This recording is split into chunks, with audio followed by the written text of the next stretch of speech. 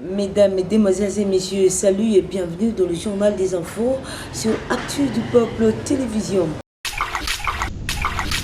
Voici les principaux titres. Kinshasa s'interpose, pas de retrait des troupes rwandaises, pas de signature finale à Washington, a notifié le ministre de la Communication Média ainsi que porte-parole du gouvernement, Patrick Muyaya Katembwe. La ministre des Affaires étrangères, Thérèse Kayikwamba, s'explique autour de la situation de FDLR qui demeure une véritable épine au pied du gouvernement congolais. En marche vers le 9e sommet de la Sergelle, Julien Paluku admire le corridor. Visite surprise du gouverneur de la ville-province de Kinshasa, Daniel Bumba Lubaki, surfait et constat de dégâts causés par la pluie du vendredi 14 novembre 2025 à Kinshasa. Mesdames, Mesdemoiselles et Messieurs, bienvenue pour le détail de titres.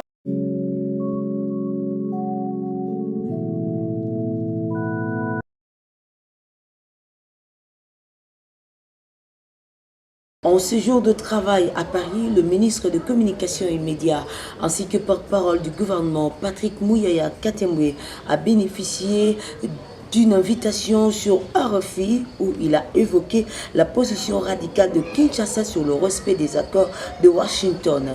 Il a argumenté par cette déclaration poignante. Suivons la vidéo. Le troisième point de la communication du président de la République a porté sur la problématique de l'assainissement de la ville-province de Kinshasa. Le président de la République est à nouveau revenu sur l'impérieuse nécessité de renforcer les mesures d'assainissement dans la ville de Kinshasa. Pour une énième fois, il s'est vu dans l'obligation d'y revenir tant que la situation actuelle demeure non seulement préoccupante, mais atteint désormais un niveau profondément alarmant, voire catastrophique. Les amas d'immondices qui jonchent nos avenues, les marchés insalubres, les caniveaux obstrués et les déchets plastiques qui envahissent nos cours d'eau traduisent un manque de suivi manifeste dans la gestion de la salubrité publique. Les conséquences sont multiples et graves, notamment la pollution de l'environnement, encore la propagation des maladies hydriques. Face à cette situation qui ternit gravement l'image de notre capitale, qui met en péril la santé de nos concitoyens et compromet le fonctionnement harmonieux de la cité, le président de la République convoquera sous peu une réunion d'urgence qui réunira l'ensemble des acteurs concernés, tant au niveau du gouvernement central qu'au niveau du gouvernement provincial, ainsi que les services techniques intervenants, afin de valuer sans complaisance l'exécution de mesures déjà instruites et sur cette épineuse question et d'arrêter les cas échéants des décisions immédiates et contraignantes. Il a prévenu que toute défaillance avérée fera l'objet des sanctions exemplaires sans aucune forme d'indulgence et qu'il n'est plus question de tolérer la négligence, l'inaction, encore moins la complicité dans un domaine aussi essentiel que celui de la salubrité publique. Et à lui de préciser, chacun devra assumer pleinement ses responsabilités, car la protection de la population, la dignité de notre capitale et le respect des instructions données ne sauraient souffrir d'aucune déviation. Le droit de nos concitoyens à vivre dans un environnement sain constitue un impératif constitutionnel auquel nul ne peut se soustraire. Le président de la République attend veiller personnellement à ce que ceci soit pleinement respecté, car il en va de la responsabilité de l'État d'assurer un cadre de vie digne et sécurisé pour tous. La question de FDLR demeure une véritable épine au pied du gouvernement congolais. La ministre Kayikwamba Thérèse affirme que leur collaboration avec le FARDC ne relève pas d'une politique d'État, mais d'initiative individuelle. Question, existe-t-il un seul office de FARDC qui ait été arrêté ou condamné pour collaboration avec le FDLR lors de la dernière vague d'arrestation d'officiers? Suivant. The allies or enemies of the Congolese government depending on its relationship with Rwanda. So I'm wondering, how do you respond to that accusation? It's long-standing that the DRC basically uses the FDLR as some kind of pressure tool depending on the status of its relationship with Rwanda. Is that a fair assessment? It isn't. You're talking about 2009 or we're in 2025. But what about the Security Council resolution? That was in 2025, 2773, when in point 6 it said, it, quote, condemns support provided by DRC military forces to specific armed groups, in particular the FDLR, and calls for the cessation of such support. Were they wrong as well?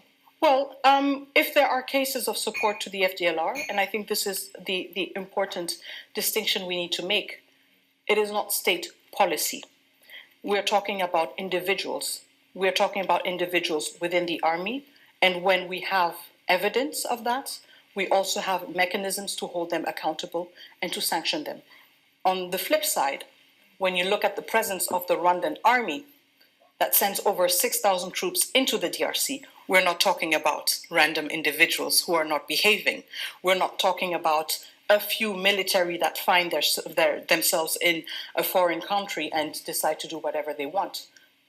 And so the question is, when you have 6,000 Rwandan troops on our territory, is that not state policy? But why then do you think the Security Council would call on the Congolese military rather than on random elements within it? Have they really, Security Council members, misunderstood the situation? Is that your message? Because these random members are still part of the army, and so the army is held accountable and is held accountable to make sure that any behavior that does not that is not in line with its policy is sanctioned.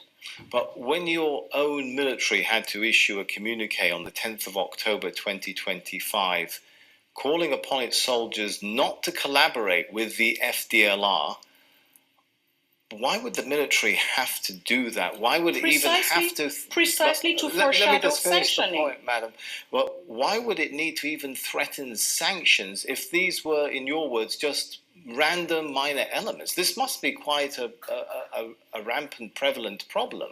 Right? Not necessarily, no. I mean, the fact that you are explicit about something not being tolerated does not necessarily indicate the extent of the problem. The fact that you mention a problem does not mean that it is a problem of a certain magnitude. The issue that is clear here is that we clearly communicate to the public and to our army that any discretion will not be tolerated. Again, have we seen anything of the sort come from Rwanda? Maybe to the 6,000 troops that are still in DRC? Do not go into a territory that is not yours. Do not rape, do not loot, do not take minerals, do not kill, do not seize land. We have not seen any institutional reaction on the side of Rwanda for its blatant violation of our territorial integrity and for its blatant occupation of our territory.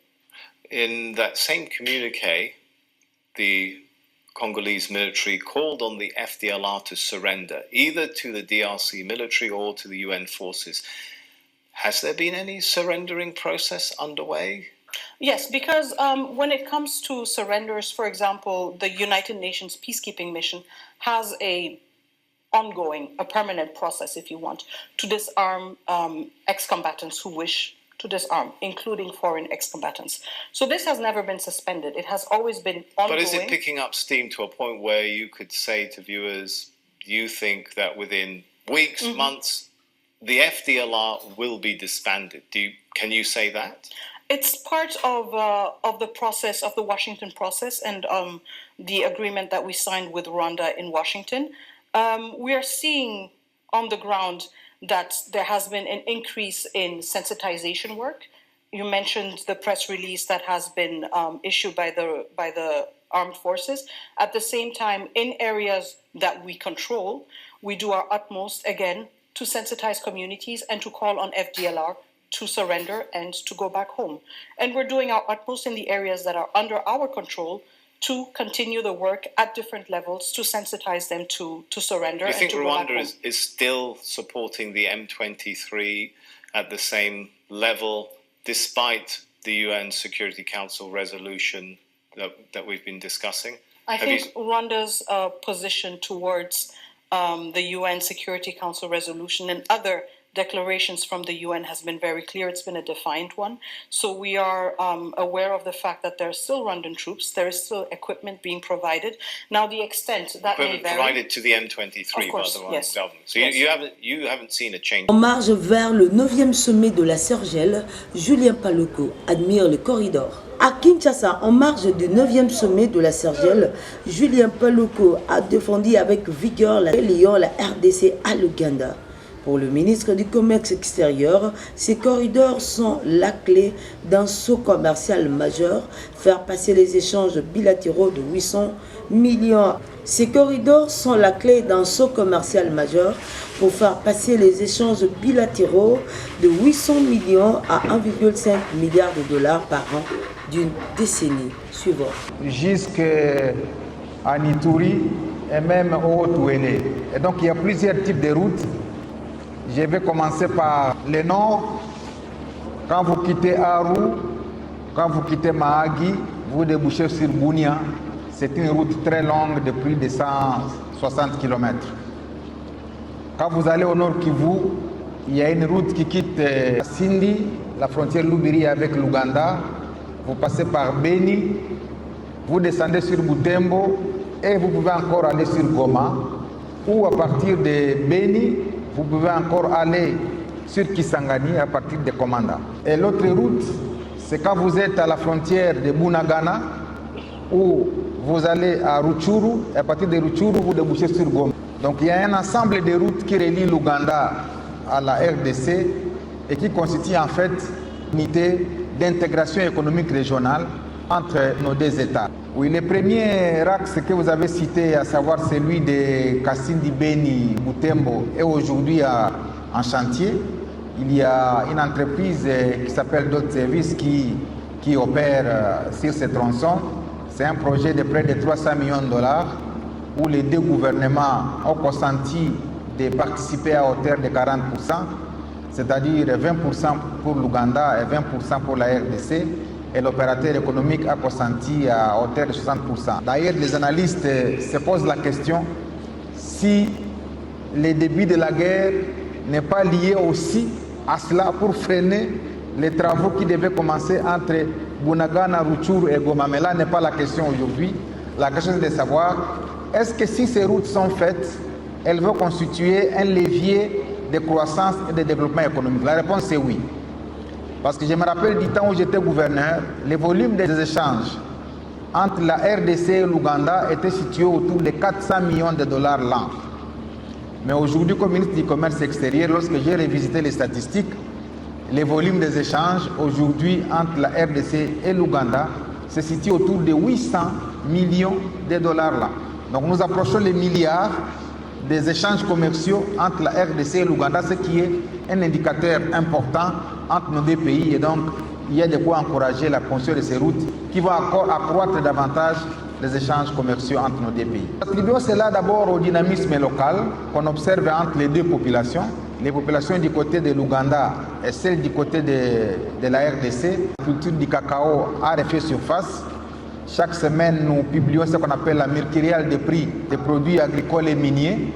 S'agissant particulièrement du cacao, on est arrivé l'année dernière à un prix qui avoisinait les 10 000 $ par tonne de cacao.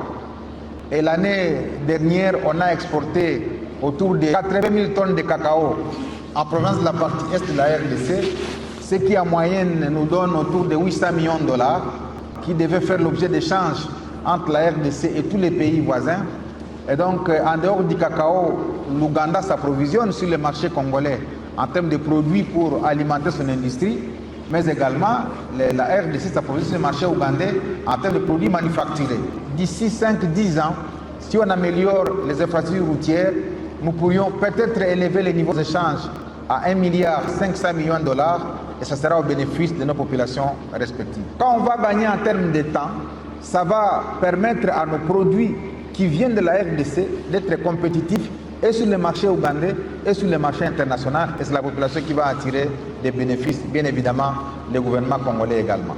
Visite surprise du gouverneur de la ville-province de Kinshasa, Daniel Bumba Lubaki, fait ce geste de dégâts causés après la pluie du vendredi 14 novembre 2025 à Kinshasa. Suivant.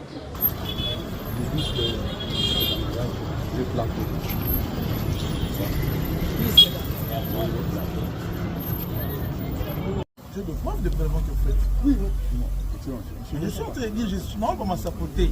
Là, pour la province au salaire, comment vous avez un carburant pour les femmes. C'est pour ça qu'il y a une réalité. Vous voulez l'aider?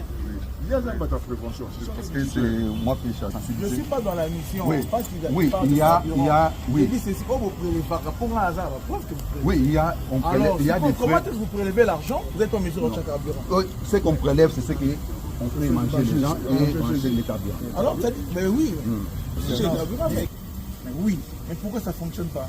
Mais parce que ce n'est pas assez excellence. C'est 5 $ et ce n'est pas tout le monde qui paye ça. Mais ce n'est pas aussi tous les jours qu'il y a incendie. Non, c'est pas chaque jour. Voilà, c'est excellent. J'ai lu les rapports de sécurité tous les jours. Il n'y a pas me dire qu'il y a chaque jour incendie dans cette ville. Ah, mais nous, si... Non, et aussi, je lis les rapports, on me dit que hier, vous n'avez pas pu intervenir parce qu'il y a un problème de l'eau. Ça, c'est faux. Mais c'est ce que le rapport a dit. Non, ça, et qu'est-ce qui s'est passé? Je raconte. Oui. Tango, est-ce qu'il y a une intervention comme la Kinshasa? Non, il y a une intervention. Hier, vous n'étiez pas appelé? Non. Le colonel, le chef de corps de sapeurs-pompiers, et rien n'atteste que hier, vous avez saisi ce monde ici. Ils disent que je n'étais pas saisi. Oui, oui. Vous avez saisi à travers quel numéro? Je cherche le numéro. Monsieur l'excellent, comment j'allais savoir qu'il venait d'une intervention sur 24 novembre? Non, je ne suis pas d'abord dans ces conditions-là. Et ils disent que vous ne les avez pas saisis. Excellence, moi je les ai saisis. Mais comment est-ce qu'on saisit? Où est votre code? Ça vous recevez les appels comment?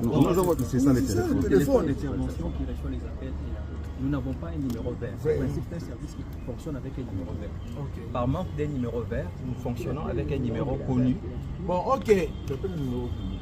Appelez le numéro que vous avez appelé tout de suite.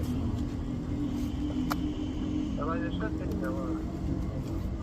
Parce que ici, on dit que vous n'avez pas saisi le corps de sapeurs-pompiers. Excellence, ce n'est pas la première fois que j'appelle à ce numéro-là. Même sur cette avenue Kapanga, il y avait l'année passée, je crois, il y avait des gens qui n'avaient appelé à ce numéro-là, ils sont même arrivés. Bon, je vous donne 30 secondes, appelez le numéro que vous avez appelé hier. L'équipe qui avait passé nuit allait même signaler ces rapports.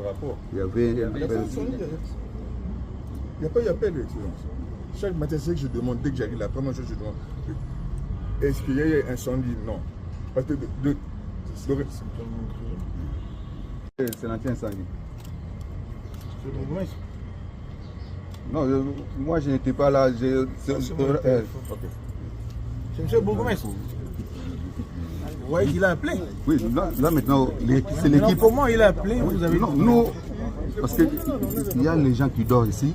C'est ceux qui sont eux qui vont recevoir la presse. Il y a eu 3 heures. Il a 3 heures. Vous avez parlé avec quelqu'un? Mais dis-moi un peu, vous avez parlé avec quelqu'un? Vous avez parlé avec quelqu'un? C'est lui qui vous a demandé l'argent là, il s'est présenté.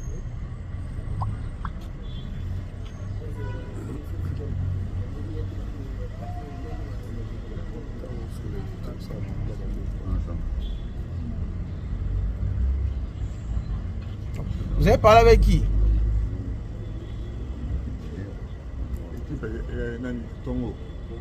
Et tu as dit le monsieur t'avait demandé l'argent, c'est ça?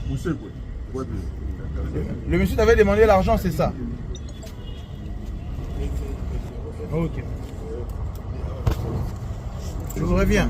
Je vous reviens. Ce matin. Demain, il sera compris pour savoir si c'était quoi, qu'est-ce qui s'était passé. C'est-à-dire une équipe. Mais le matin, c'est même pas notifié. C'est ça, c'est le chef, le responsable. Le responsable n'a pas noté qu'il y ait appel à 3 heures du matin. Donc le dysfonctionnement, c'est à votre niveau. Parce que lui, il a appelé, au moins, il a confirmé le numéro. Mais est-ce que c'est... Bon, excellent. Bon, je ne sais pas en tout cas. Est-ce que c'est... Mesdames, Mesdemoiselles et Messieurs, c'est ici que nous mettons point à ce journal. Nous allons nous retrouver très prochainement pour une nouvelle édition. Derrière la caméra, c'était sous la réalisation de Jonathan Lenas et au microphone à la présentation de Madame Flore Makwala. Merci et au revoir.